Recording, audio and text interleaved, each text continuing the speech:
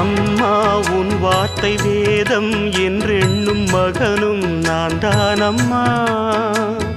உலவும் என் கோயில் பேசும் என் தெய்வம் உலகில் நீதானம்மா. தாயே உன் கண்ணில் துளி நீர் கண்டாலும் இதயம் தாங்காதம்மா. ஏதோ உன் நெஞ்சில் துயரம் என்றாலும் விழிகள் தூங்காதம்மா. வண்ணமுகம் வாடி நிற்க பார்த்ததில்லை நானும் என்னாலும். வாடை கொஞ்சம் கூந்தலை ஆடை கொண்டு மூடிட வருத்தம் என்ன இந்நேரம்.